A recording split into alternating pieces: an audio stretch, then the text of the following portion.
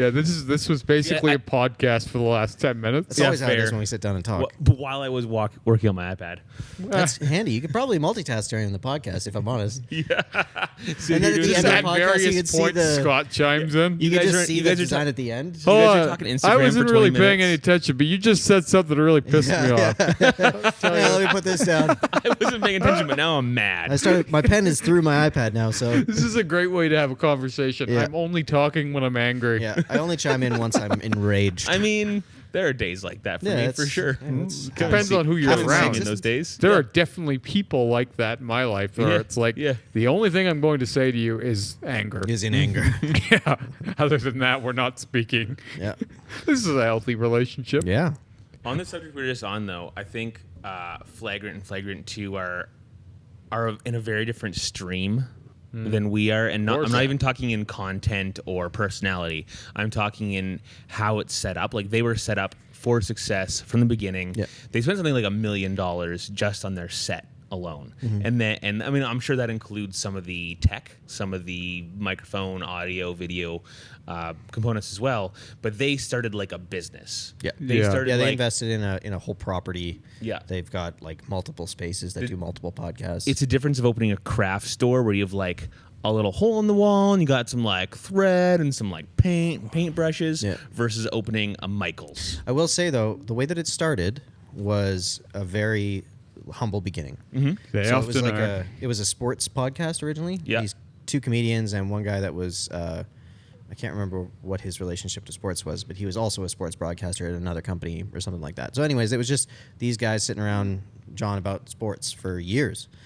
And it was just, renting spaces, and it was all very cheaply done. And, they were kind of using it to push their own comedy dates. That's that was like the facilitation of podcasts for a long time. Was Which just like, hey, push my synergy. other thing, right? Yeah, great. And then all of a sudden, it's like they did it for years. It helped that Andrew Schultz got really huge. But like they did it for years and years Well, and years that and will years, never and then hurt. it just incrementally grew. Anything attached to you will grow with you, right? Yeah. When you're in the social sphere anyway. Yeah. So like I always find it a little annoying when Joe Rogan talks like about his podcasts and humble beginnings. Getting Because high in his house with Red Band. And here's the problem with that. Everybody already knew who he was to some Yeah, extent. he was already like, Joe Rogan. It's like, get out of here with that. Yeah. Like, you don't get to pull that card when you're already famous. you're already the Fear Factor guy. That's When not you've been okay. famous for 25 years. Yeah. Well, when you, legit. well, and I'm not taking a swing at him, but like, no, dude, you No, were that's- already a thing for a long time. Yeah. Yeah. Like you already had a starting point. Mm-hmm. Like all it had to be was halfway decent for Yeah. that to blow up. I'm not saying all of his podcast success is bogus or like not attributed to being actually good. Yeah, of course. But like he had a fucking grassroots already. And Yeah. he got in early. Yeah. Yeah. Looks like you got to give him that. He got in early. Yeah. Yep. If you gave that same level of already successful to anyone, all of a sudden it's like, and early in, this podcast could be that big potentially. Maybe as long as so if you have all of that stuff and it's good quality, you can win. If the quality sucks, it's gonna die. well, but when you have that kind of money, it's easy to have that kind of quality too. Yeah, that's fair. the trick. Right? Like, what do you think? We're going to make a ton of money and be famous, and we're going to go, fuck it. We're going to sit here with the cheapest mics we can afford and, and do very little infrastructure. Put out a shoddy product because fuck you. Yeah, because why not? We don't care about the audience. We're already no here. one likes this show. Fuck everything. And that's kind of how healthy. industries work. Is the barrier to entry keeps rising. Yeah. Like as soon as there are monumental successes, there's layers of new startups rushing into the industry. Yeah. Like I finally now did some it's like research. celebrities are powering into this thing. Like it's like, come listen to 2 hours of Buddy McFuck who made 4 movies 10 years ago. Yep. Yeah. And They all it's have like them. multiple cameras panning around the room. Yeah, and it's super closing high quality. up, and it's almost like you're watching a movie. Yeah. Like there's like these tearful moments where it gets real close, and it's like, what the fuck is this? This isn't real life. Scripted. Like Yeah. this podcast 15 years ago, we'd be on the road to success. Could easily become like a living and a big thing. Right now, if you want to break in and have it become a show, like, compared to Flagrant, where you do this intentionally, this is your job.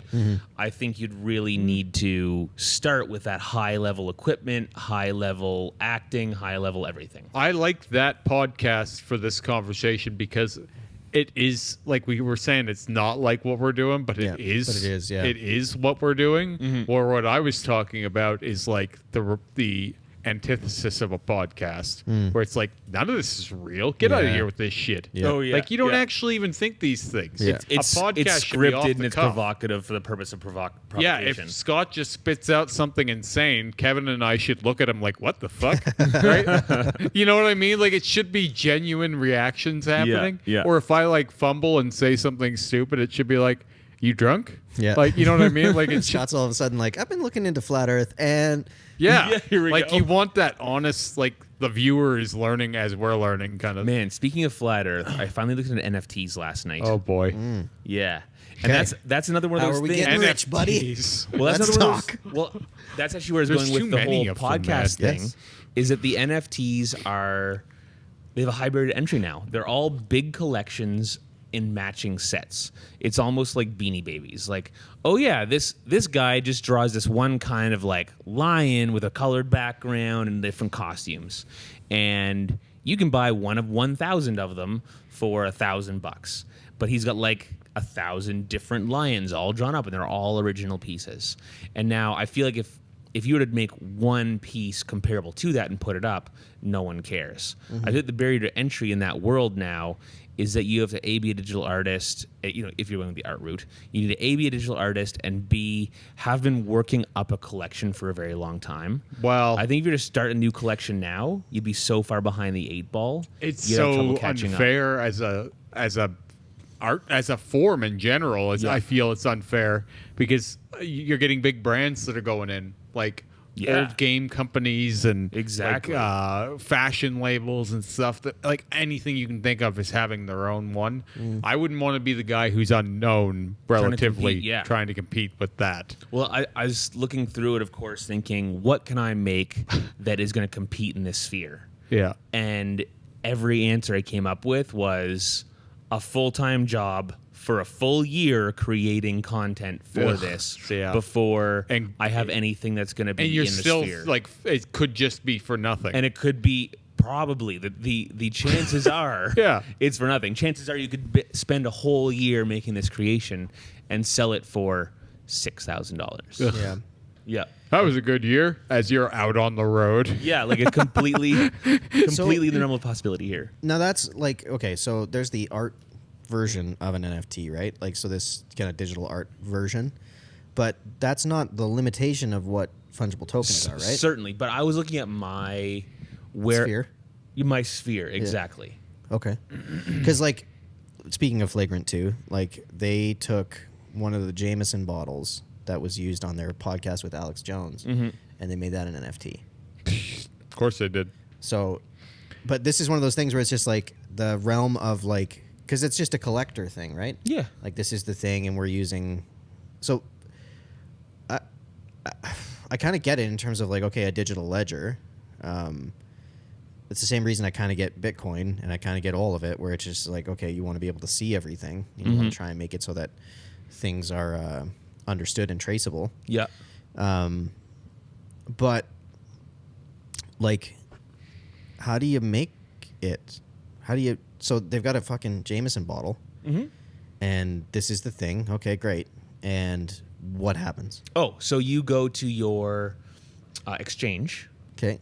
and you basically turn it into one piece of blockchain. Oh, okay. Yeah, like you don't turn the physical item, obviously. Yeah, you can't. But you go on to, I believe it's, so there's the exchange and the wallet are the two primary functions. So, for example, PayPal wouldn't function as exchange. PayPal will work as an exchange, but I'm talking more of like a Coinbase. So you sign into Coinbase.io, I think it is, and you submit a photograph of the thing, whatever, fill in all the information, and then they encode that. I'm sure there's a fee for that, but they encode that into the ledger. And now, and that has all kinds of information built in.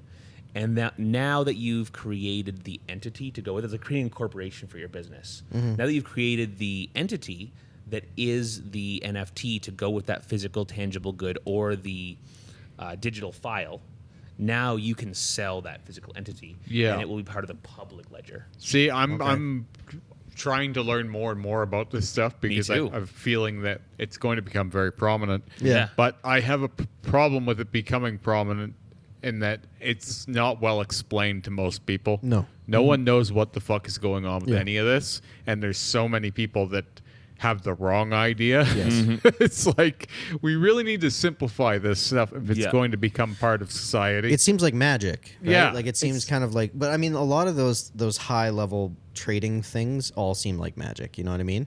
It's one of those, like, anytime you get into, like, okay, the modern art world, that seems like insanity. It just seems nuts. If you get into wines, it seems insane. You know, people buying and trading bottles of things that they will never drink.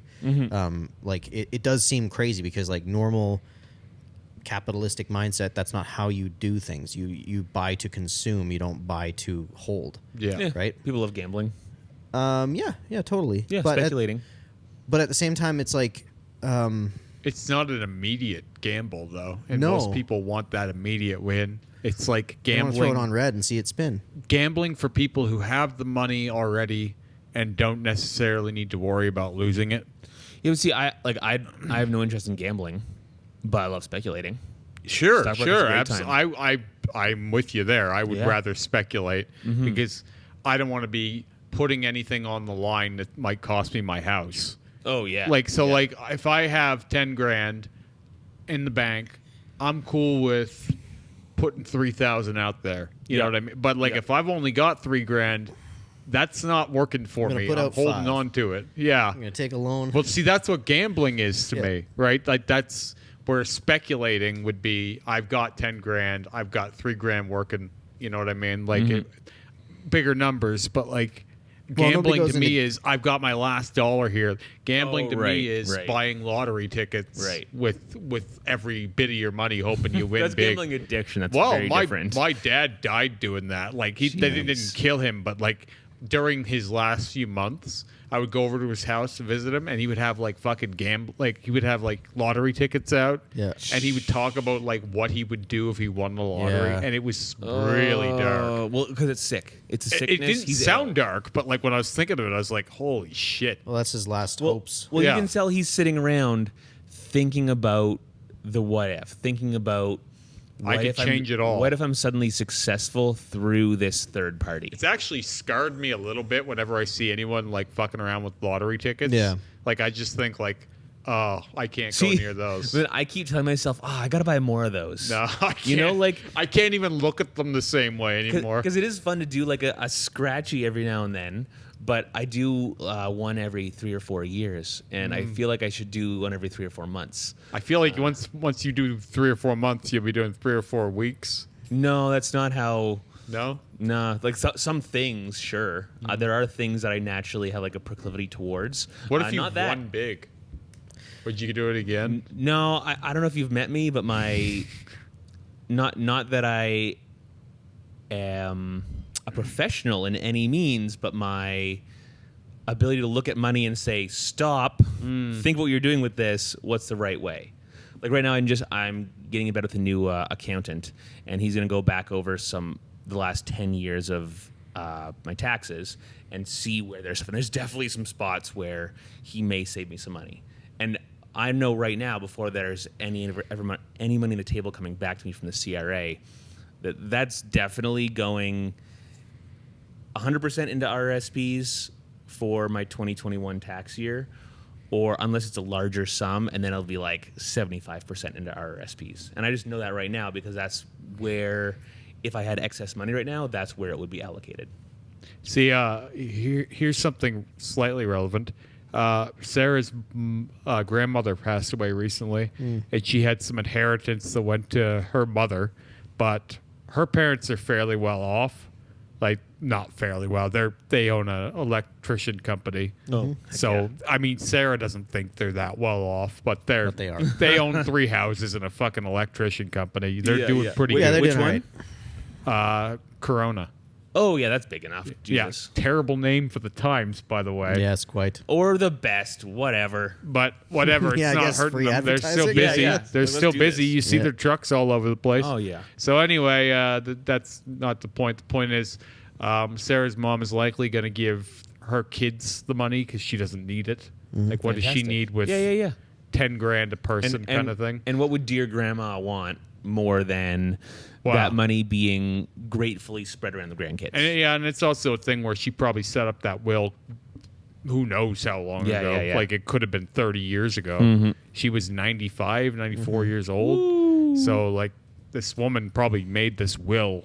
Her grandchildren might have been 12 at the time. Yeah, they were very young. So, her mom says to her, "What would you do if I gave you 10 grand today?" And Sarah says, "Oh, I would save it." And I'm like, oh, that's such a bad answer. Because, like, it's not that I don't trust her with money. It's just I don't trust human beings with money if they don't have a plan. Yeah. Right? Like, and I told her that too, in case she watches this. Like, exactly what I said was, like, you should plan to spend some of it.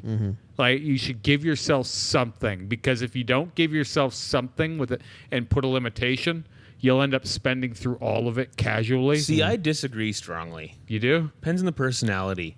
And I don't think that... I just know her then. Okay, fair enough. Yeah, if that's how she would do... It's then not even an absolutely. attack on her. It's just I've seen her when she'll get tax return or something, and it just kind of falls apart gradually. Where you're like, and $1,500 needs to go into her wallet as cash.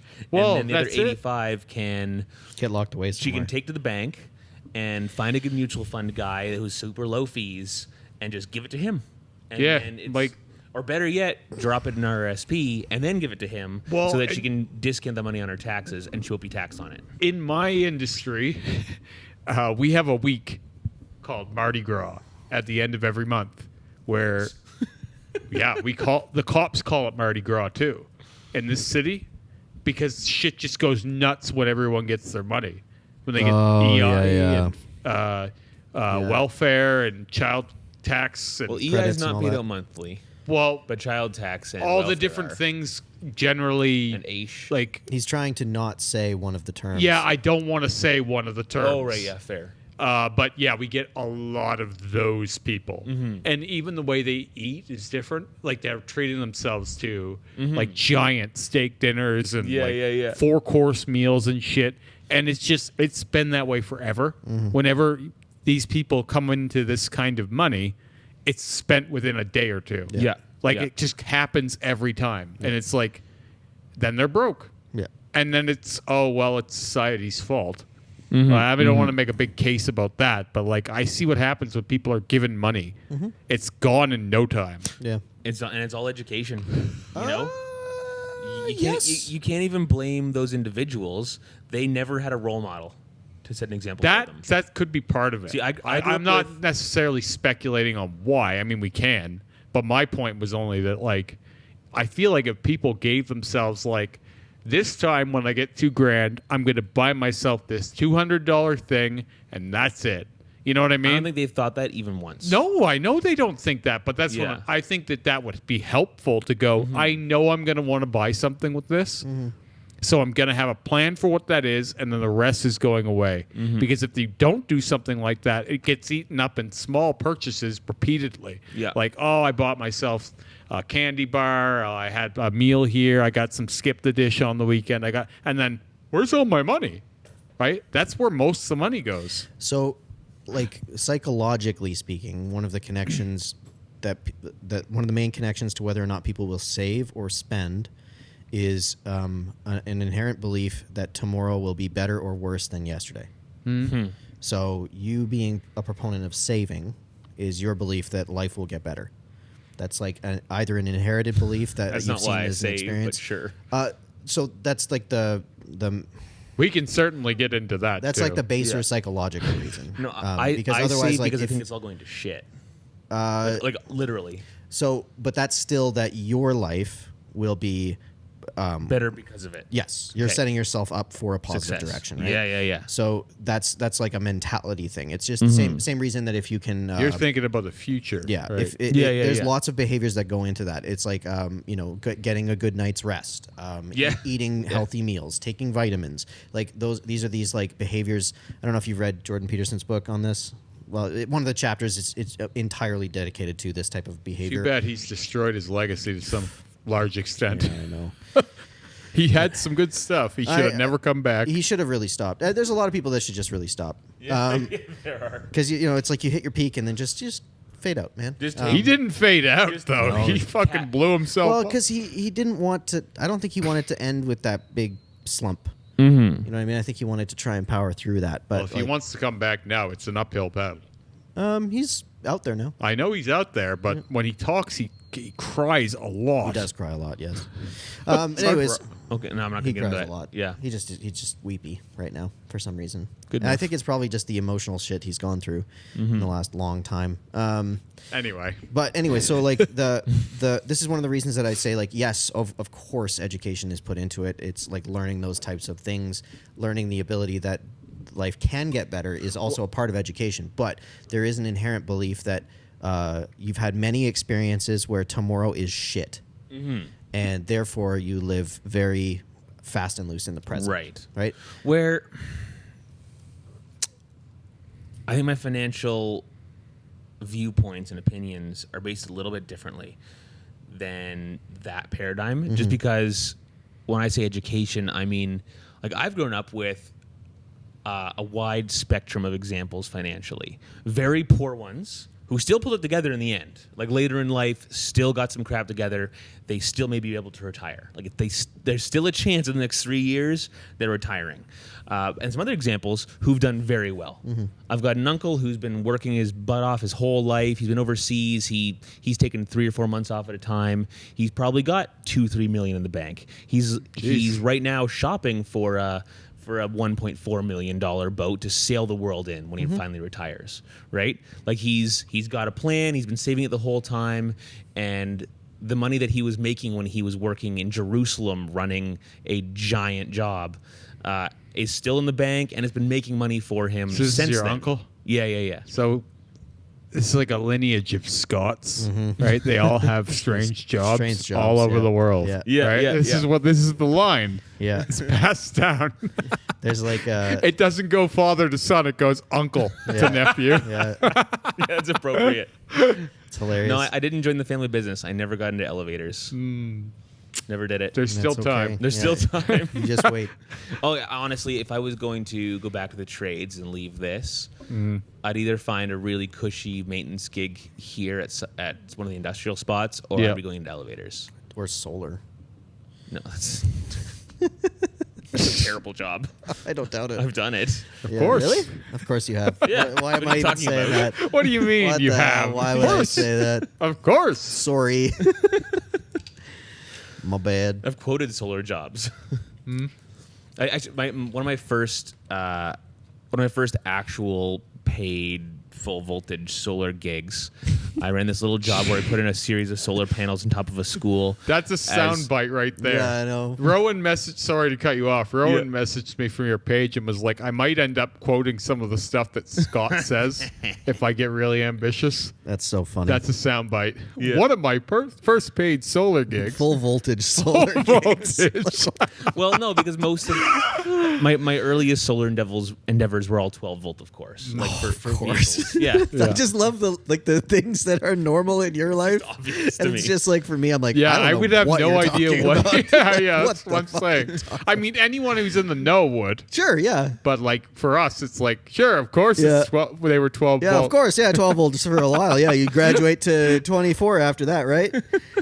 Actually. I mean, there are 24 volt systems. See, yeah, I knew Yeah, of it. Of course. I know. I speak this language. All right. We'll stop cutting Scott off. Yeah, sorry. I mean, the story is not important. I think we've already got what we need.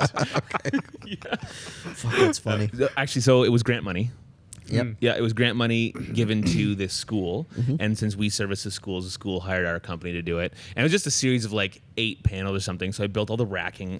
And for some reason the grant wasn't like enough to cover good aluminum racking, so I like built custom racking out of Unistrut, like steel, and in the end it all ran to a panel, had a breaker, but it communicated wirelessly from the little module on the roof to this little like device that plugged into the same circuit as the solar panels. It fed back into the school system, and then the grant was that this one science class was able to read how much wattage was actually coming out of that solar panel. Yeah, so it ended up being like an educational thing. And was it worth it? I mean, it's still there now. It's still working today. That's cool. Yeah, it's been up for probably 8 years, I would say. That's neat. I'm kind of hopeful that we get like I've been watching those like the Tesla panels, like their tiles or whatever for their roof. Really hoping that comes along. So I've been doing some research. I've been educating myself on fusion, and the more I educate myself on fusion, the more I align myself with. I'm not gonna remember his name right now. I align myself with I listened to this one scientist who is talking a lot about moving more to natural gas in the interim, just because. And as much as solar and wind need to continue developing, they're very, very greenhouse gas intensive for manufacturing, for transport. It's wild, right? Yeah, right. So it takes a lot of resources to just make them work construct and transport these things and then maintain them. And we are looking at we're at a space and time where fusion is going to come, is likely to be useful in the next 10, 15 years. Yeah. Right? Like it's really possible that we're going to have fusion production in 15 years. So it doesn't necessarily make sense to be building a full capacity wind and solar in the meantime, when that wind and solar is only going to have 15 years of its lifespan. If that solar and wind only lasts for 15 years, it is actually not going to be a net positive for the environment compared to just burning natural gas. This makes sense, yep. Right? Now, at the same time, I'm not advocating against wind and solar. I think they're super important. And they're just limited and within an compared to hour what of is us, coming to us, right? Within an hour of us, we have the biggest solar farm in the country, and a shitload of wind farm. And we've started one 3 times as big. Yeah, Yeah, it's wild. Yeah, like solar's coming out of the asshole here, and our wind is like coming along. But like, again, this is one of those things where it's just solar like, coming out of my asshole. Yeah, exactly. Sunlight shooting out of my ass. Sunlight and rainbows. That's on your Tinder. Podcast. Yeah, sunlight shooting out of my ass. I got solar coming out the asshole. Episode over. It's gonna get some bad attention. So here's like a question, a theoretical question. Will we need a solar powered chair to collect the energy from the sunlight asshole? Yeah, probably. Okay, good. Or at least a solar Keeping everything receptacle. in check. Okay, so we know, at least we have a very good theory that fusion will be successful and will be able to be functional at a large scale. Yeah. Okay, so that's the theory that is being run on, and it's being run for 15 to 20 years from now. Well, this is where we're going. It all depends on how. I can't remember the name of it right now. It's like ITEI or something. There's 8 or 9 global powers right now involved in a project in France to build the biggest tokamak with the first one of the possibility of sustained fusion, like self-burning fusion. Right now, the most efficient one gets 65% of the power out that they put in. But as soon as fusion is in that 80%, right? As soon as it burns and continues its own cycle. That's Because it's whether or not they have to be pushing power in to maintain the fusion, right? That's right. Once it itself is sustainable and burning, that goes from we get 0.6 out of it what we put in, to an hour later, we got 100 times out of it what we put in. A week later, 40,000 times as much. And it never shuts off. Because it's until it's service time or whatever, right? Like, and that's the thing is, once you turn the fuel off, it will just shut off. Well, and that's the beauty of this. So, yes and no, right? Because like the thing that they were struggling with was the magnetic field to control the replication, right? So, super high temperature superconductor metallic tape is the solution to that, and tokamaks up until currently have been working under a 1 Tesla amount of magnetism, like up to 1 Tesla. Like the reactor. The reactor in Saskatchewan has old school magnets or old school what's the word here? Anyway, old school magnetism essentially. Sure. And it's working on like 0.5 or 0.6 of a Tesla. And now with the new superconductive tape, and I looked into it, superconductive tape is high tech, and there's a reason it's so expensive. I don't doubt it. So the superconductive tape, they're reaching up to like 40T. Like we're talking 80 times more magnetic field. Wow. For less cost. And now I'm sure that you're pumping more energy into the magnets themselves, but they no longer have to be super cooled. So like that's the magic of these. Is you still have to cool them, obviously, but you're not cooling them to, 40 Kelvin. You're cooling them to 0 degrees. Yeah. Huh. I mean, like I'll have to look into the tape too because that sounds really cool. Do you recommend? Yep. But so back to my question of so say you've got this thing in view, right? It seems kind of nuts. So like say it's like, well, you've got a view on Netflix is going to be here in 20 years. It seems a little nuts to keep building blockbusters. That's right. So when because right now we're going to be costing more than we're going to be saving if everything goes to plan. You know what I mean? Mm-hmm. If it all works out and we don't accidentally blow ourselves up. But I see why you keep building the blockbusters. You still need to service today, and even Blockbuster's still going to make $40 billion. Well, yeah, in the next decade. But no. I'm not saying you take down Blockbusters. I'm saying keep building more. Well, because that's what we're doing. People are still going to watch 40 billion movies in the next 11 years. Totally, yes, I completely agree. We still need, and we're going to be increasing our energy needs as population grows. Or I don't know if our population. Sure, there's some metric of like how much would it cost to tear them down versus how much is it going to make us? Don't tear them down. No, I mean, I'm just saying. I mean, when the time comes that we get rid of them all, will we have made more money than it costs us to put them up? You know what I mean? Like that's probably goes into it. And I look at money shmoney in this case. Yeah, we're looking at carbon footprint. That's what I'm saying. Money's whatever we decide. But it's the same at this calculation, point. just with a different metric. Yeah. Right? Yeah. So that's exactly the calculation we're looking at. Was it worth it? Yeah. That's it. And that's cost what benefit analysis. Was it worth it? That's what I'm asking. Is just like, yeah, okay, we could keep building blockbusters, but is it like, could we just ride this shit out and then wait for the better solution? You know what I mean? You still have to build some. You still have to build natural gas power plants in the meantime. And continue cutting because the coal power plants can still produce a lot of pollution in the next 15 years. So you still have to be shutting down the coal plants and finding better solutions. That's one thing that I do. Are we building nuclear? Are we building more wind and solar? Are we building the natural gas, even though that's still burning fossil fuels, just more efficiently? That's one of the things that, like, I know that China gets a hate on for how they've been consuming power, but at the same time, no one has been more aggressive than China to run towards fusion.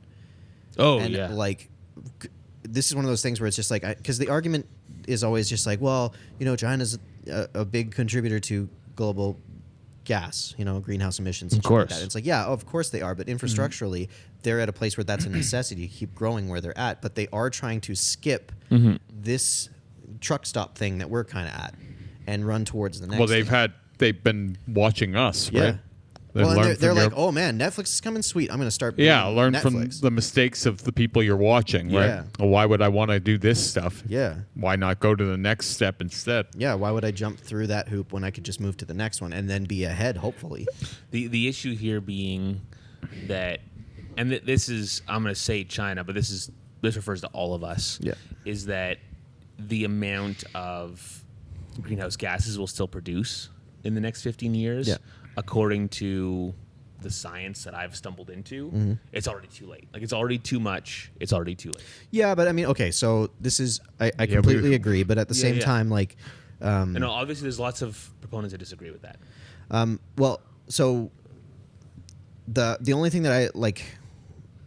I'm fucking optimistic. I don't understand why I am. But it's like, I don't agree with your optimism on this topic. Well, just okay. So say you've got this investment in this thing that's going to be good in terms of power production. All of a sudden, we can turn off a bunch of that shit and then de-escalate our emissions to a point where it's like, wow, holy shit, we're doing great. Now, granted, the next 15 years are a pain in the ass. But what if we were to say, take all the infrastructure that's being put towards these things that are stopover technologies and put them towards carbon scrubbers? Carbon scrubbers for natural gas or for coal? No. So, for cleaning the air. yes. I think the math on that is astronomical. Sure. Yeah. Okay. I think the impact you would have is minimal. I think planted in large cities, you would impact the local inhabitants of the city. Now I'm talking my asshole here. I haven't done a ton of research on carbon scrubbers, but from my understanding of them, if you were going to, I got nothing on any of this. if you're going to install a bunch in New York, you're going to improve things for the citizens of New York. So the only reason I say that is because this plant is developed in Iceland. Yeah. This orca plant, and their idea in terms of how it's being approached. When I heard the little spiel, like I just watched a little synopsis online about it, it seemed very optimistic, and I liked the tonality of it because it just seemed like less of the idea of like we're fucked, and more of the idea of like maybe let's unfuck it. How many of those we need per capita? Oh, I have no idea. But at least someone's trying. You know what I mean? That's all. That's all that I'm saying is in like.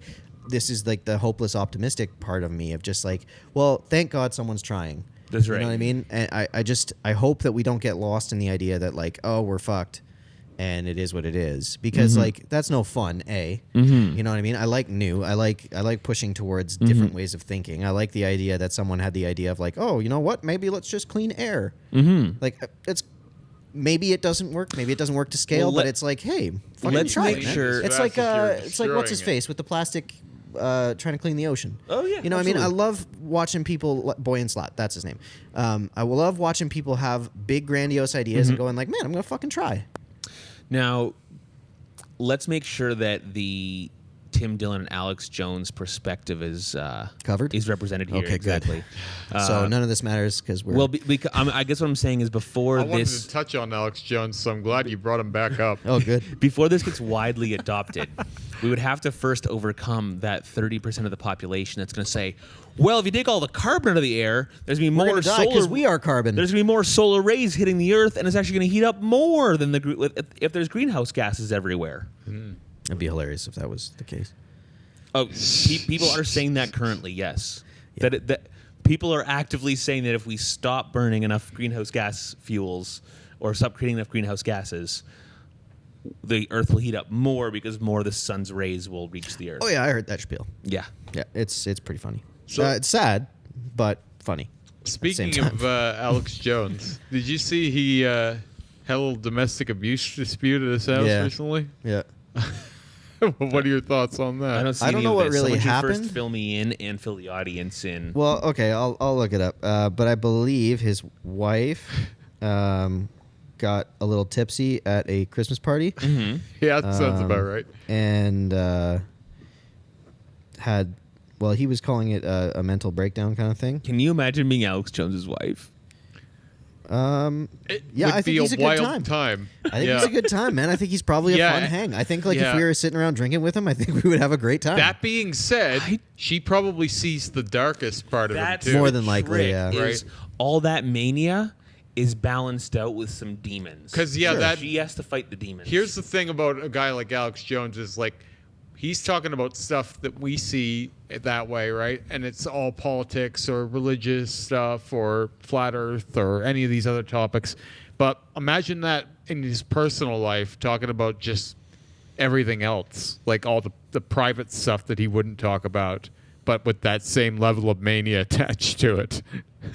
Yeah, I get what you're saying. I mean, okay, so yeah, it doesn't say much in terms of what actually happened. Well, And that, like, this is the other problem that I don't like about these things is it's like, the article is supposed to be about this domestic charge, and it's almost entirely about him being a conspiracy theorist. of course. Well, that's more baiting. Welcome to modern news. So, But it's just like the beats that I got was that he got hit a couple times. His wife hit him a couple times. Yeah. But what I was more intrigued by was the reaction to it. Was like everyone was rooting for her to do that, like cheering her on for beating him up, kind of thing. I mean, I have a hunch he was being real pain. Well, he probably was. But I would imagine suspect. if the side was reversed. Oh shit! Yeah. Oh yeah, no. Well, No, but no, you that's can't do that. that's the interesting dichotomy. No, between... not even just men and women, but Yeah. like Alex Jones particularly. Oh my God, yeah, no. It would have been like they've been asking to hang him. Yeah, I Yeah. mean, how much more can you take? Yeah. At that point, would they just kill him? Do you think? Like He it's- attributed the incident to a recent change of his wife's medication. Well, big What a, man. what a kind out. Yeah. Yeah, good for him. But like, It's a private family matter that happened on Christmas Eve. I love my wife and care about her, and it appears to be some kind of medication imbalance. His wife's arrest doesn't concern my politics. It wasn't some kind of personal thing or hateful thing. it's one of those things that I always think about when I see these things. Is it's less about the incident for me and more about how people reacted to it. Yeah. That was more the thing that struck my attention. Was there were people who were, she should have killed him. Yeah, I mean, I'm guessing he gets a lot of that. Yeah. Could you imagine to be on the receiving end of that? Like, psychologically speaking? Like, if you just have, like, say you're an outlandish person, you're an outlandish personality, but, like, okay, well, no, I guess you get a lot of hate on TikTok. Oh, yeah. You get a lot of, like, crazy-ass, death-thready kind of things. Yeah, I want to rip your nose part. So what's you that know? like? It's bizarre. Like, I've had people tell me they want to rip parts of me apart or, run me over or take me out back and shoot me or all kinds of terrible things. I don't deserve my wife. My son is ashamed of me. Those are some sad people. There's all kinds of there's all kinds of insane stuff that you hear, and so when I see it happening to other people, I'm like, I wonder how they feel about Yeah. it. Like, because I know how I feel about it, but I always wonder if like my mentality is the correct way or if I'm too indifferent to it. Not everyone's able to separate themselves from it.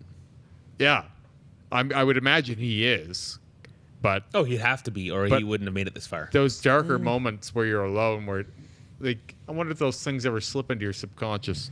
Well, okay, so what if his escalation is within this identity of his? So it's like he gets these death threats and it pushes him further towards this identity Fuel. that is this. What if all of that shit just fuels whatever is there? It's not fuel for me. I was going to say it's that's not still fuel. a way of handling it. It doesn't. Well, it I doesn't mean, okay, make so- me go less, but it doesn't make me go harder to get that. I know some people go, "I'm using your hate as fuel," like that whole thing. Like haters can't stop me. Okay, so it's not a deterrent. It's not a deterrent, but it's not a stimulant for it either. It's not something that's spurring me on, because it's more indifference. But it's a really sad statement, like that people wish these things on people. Oh, yeah. My it's like question is, do they actually? I don't know. That's what I'm struggling with. Is I like don't think so. not like I don't think they're like sitting at home thinking about it all the time. Like, but just yeah. that makes it even worse. Yeah. Just the passive, like hateful, like we would have these thoughts at all. People who are frustrated and scared and need some kind of outlet. They don't feel in control of their own life. They're seeking control and power in some way, and this is their control and power. But like bad enough to like see someone, like imagine you're walking down the road and you're like, I'd love to rip that person's face apart. Yeah. Okay, these people would never say that in real life. No, but like Or actually, how some of them would. Yeah, some how of them might, yeah. angry of a human being must you be to have those kinds of thoughts in your head? I would. Okay, well, hang on though. I don't Because, think like, angry. I think scared. Yeah, and not to mention like emotionally unable to deal with. So like those would be. I would call that off gassing.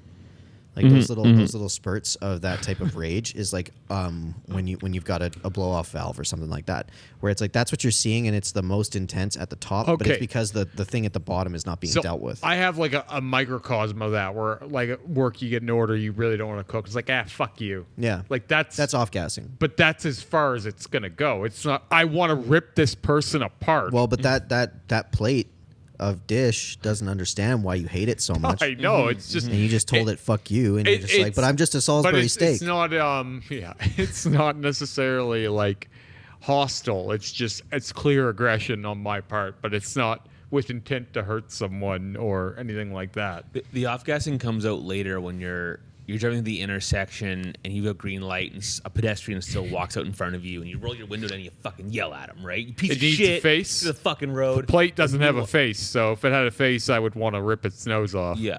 Well, so meanwhile, that pedestrian doesn't really impact your day much. He's already there. You may as well stop and wait. But since you're still pissed with that plate, you're going to yell at this guy to vent that off. But like, what? Why do we have a society that can't handle dealing with root problems of things? Why is that what we've made? Why did we do this? You know what I mean? Like, because we did this. We've brought ourselves to this place. We're always coming to here. I don't know if always. You know what I mean? Like the value structure that we put in here. You know, I think we've been here for longer than we know. Yeah, sure. We just haven't had a good way of seeing it until now. I just think like it's hard for me to watch that stuff and just because like I don't know why my brain is this now, but like anytime I see someone do that in any way, shape, or form, all I see is like trauma, undealt with trauma. That's all I can think. I can't get mad at them for it. I'm going a different road because it's never on an unknown stuff. So like I'm starting to think that group mentality is moving online. You know, the mob mentality where you get a bunch of people together and they start behaving insane. Right? I'm starting to think that happens more and more online now because we're not getting it in person public anymore. So like if you get 30 people that all feel similarly, they get a mob mentality and they each go a little farther than the last guy, right? And so you end up getting like almost like lynch mobs where it's like there's nothing that's too far. Yeah. Because that's what happens in mob mentality, right? You end up, it's like the Weinstein, Brett Weinstein, the university thing where they may have died there. Yeah. Like he may have been killed in that incident because those kids all believe the same things. And then there's no limitations on how far that can go. But you're getting that all over the place now. So you're getting that on this Alex Jones where almost no one is going to come out in support of him. So then any insane thing that's said about him is going to be tolerable, right? And even cheered on. Yeah. Like they were like, she should have killed him. And those comments had like hundreds of likes and loves and laugh emojis and shit. It's like, actually, no, that's not. First off, in this case, he was not in the wrong. He's the victim here, presumably, from what we know. Yeah. From what we know. But because you don't like him. What did he say before she? Well, that's the Dave Chappelle thing, eh? Yeah, exactly. Yeah. What did he say?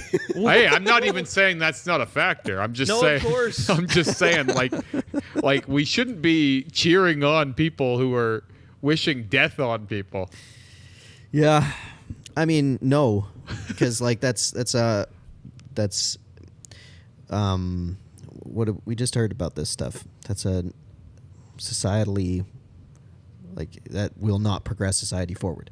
Oh yes, it's a non-productive behavior. Yeah, it's like a dissolving behavior rather than like a dissolution. Yeah. But this is again where I kind of just go back to like, how did we do this? How did we get here? People have always been mad. Yeah, but like people have always been mad and scared. That's part of the human condition. Like, the Ukraine's been starved out various times for decades now, and that's a behavior of fear and bad policy that super negatively impacts other people's lives.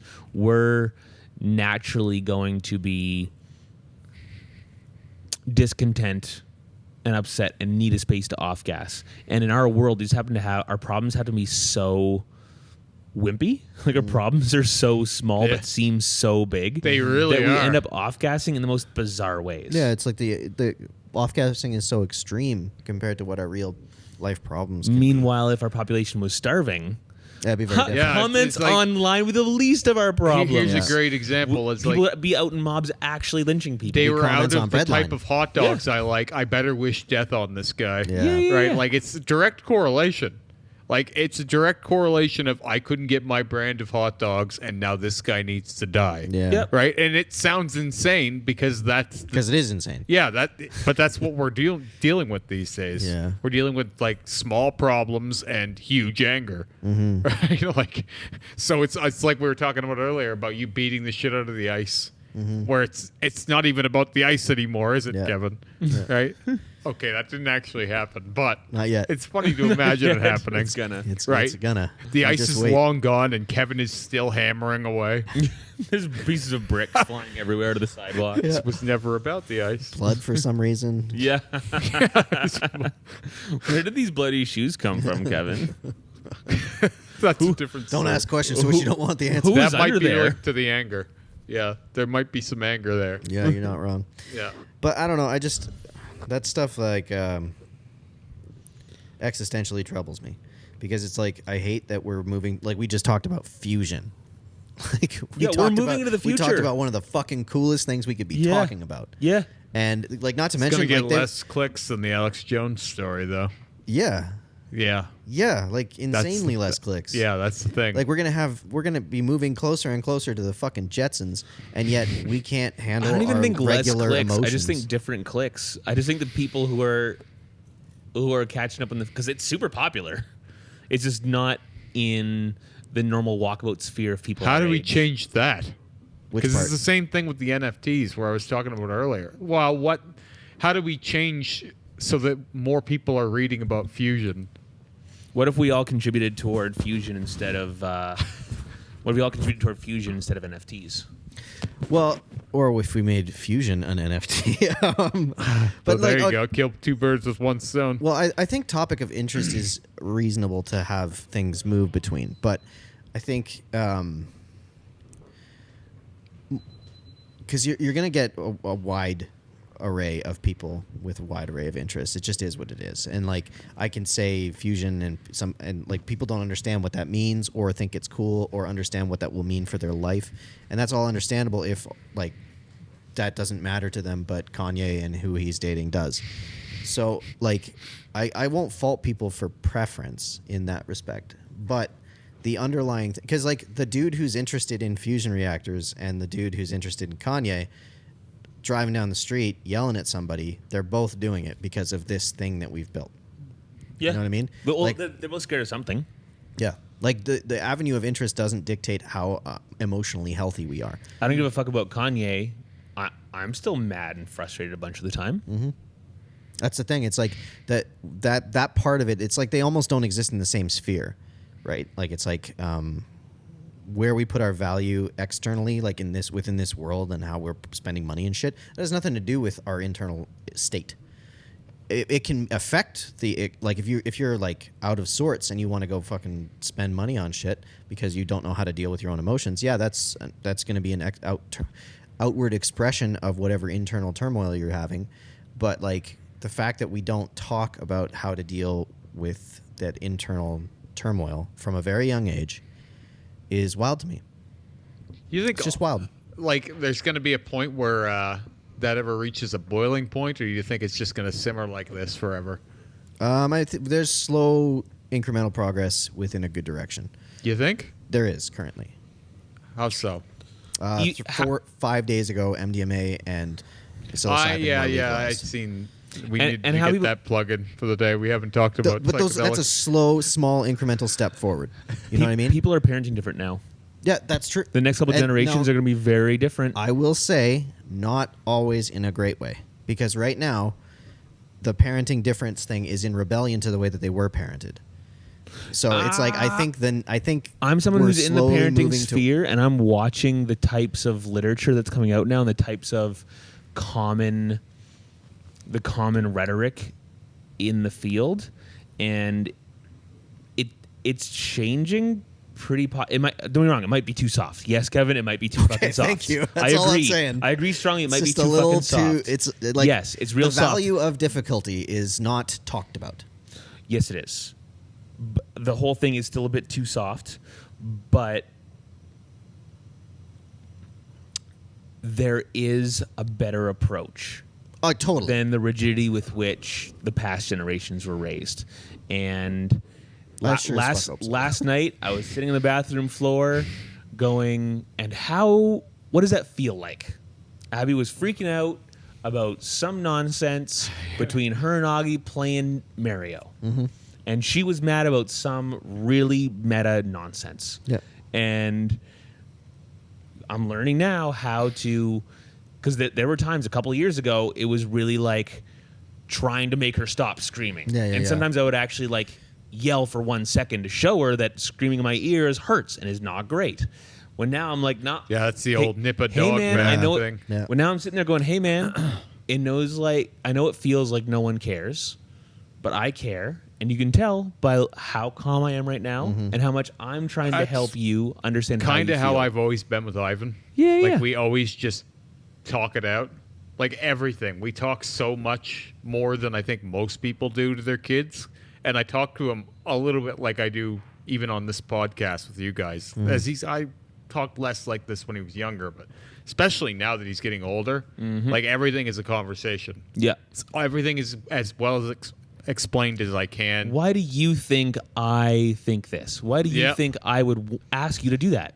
There's tons of that. There's also like dissecting like shitty behavior too. Yeah. Like even just like stuff from my day. Like I'll be telling a story about some shitty thing that someone did at work, and we'll talk it through and like, okay, well, what was bad about that, or what was stupid about, you know what I mean? Like and so I'm trying to build him up so that he has good like habits when he goes into the workforce too. Yeah, of course. Because I don't want to create a shitty human. Yeah. I don't want him to be a useless human being that no one wants around. Yeah, it's but the next generation can work less on fear. Can live less in a fear mentality. Anyway. Yeah, I mean that sounds incredible. Yeah. And that's kind of my hope. I guess what I'm trying to refer to would be more what the type of schooling that has created what is commonly seen within the university sphere now. Because right now the rebellion to, say, the way that I was raised, or we all were raised, created a far too soft version.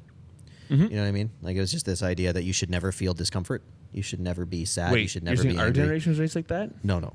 Oh, the one that came after us, like 10 years after us, or 10 years before us, seems to have created a safe group of people, space thing. Yeah, a group of people that can't value difficulty. The Yeah. microaggression people. It's like microaggression people. No, you're right. Don't raise your hands and gesture like that when you're talking. It scares me. Because like the idea is you that gave me a look earlier, Scott. I didn't want to bring it up, but it made me a little uncomfortable. We've removed aggression so much that now we have to remove micro.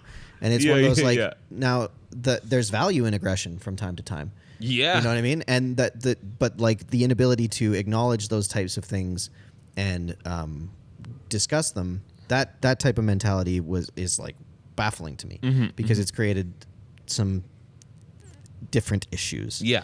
But I'm hopeful that as we keep progressing, and this is again where I'm very hopeful, because there's minor incremental change with everything that we go through, as long as we don't accidentally blow ourselves up. Like ideally, we're moving toward a place where the average human values toughness and a moving forward, moving toward positive, love-based mindset. Where when bad things happen, you acknowledge the fear, you acknowledge the negative possibilities, and then you still don't adopt the running away from the negative outcome. You still adopt the attitude where you're running toward the positive outcome. Yes. Right? Yeah. And that's how the best solutions are created. And the more people are making their decisions based on those criteria and those motives in the small things, that translates into the big things. Yeah. Again, that creates more harmony and more progress and more solution and more understanding, especially as the dogma increases. You know, there's more tiny pockets of super strong dogma, so that understanding becomes more and more valuable on a daily basis. So you two, just saying the things that you've said in the last 5-10 minutes, how are you not optimists?